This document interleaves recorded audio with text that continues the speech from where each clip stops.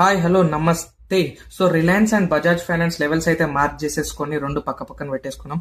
Market open కావడానికి ఇంకా 15 నిమిషాలు టైం ఉంది కాబట్టి ఒక 2-3 బిస్కెట్లు తినేసి దాని తర్వాత మార్కెట్ ఓపెన్ అయిన తర్వాత కరెక్ట్ సెటప్ పడుతుంది అనే టైంలో ఒక పెద్ద రాయుడు వచ్చిండు.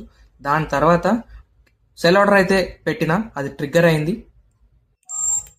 సో యాక్చువల్లీ ఈ ట్రేడ్ ఎందుకు తీసుకున్నా అంటే సింపుల్ లాజిక్. మొన్నటి రెసిస్టెన్స్ ఉంది, అక్కడ బేరిష్ క్యాండిల్ ఫామ్ అయింది, సెల్ చేస్తున్నా. ఇంత పెద్ద బులిష్ క్యాండిల్ పట్టిన తర్వాత అది స్టాప్ లాస్ దగ్గరలో ఉండే.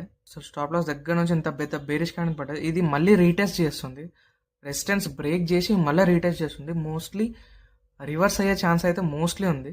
బట్ స్టాప్ లాస్ దాకా వెయిట్ చేద్దాం. స్టాప్ లాస్ వచ్చిన తర్వాత will be out from the trade. Stop loss set అయితే ఇంకేంది. చలో. సాయి రామ్ సాయి శ్యామ్ సాయి భగవాన్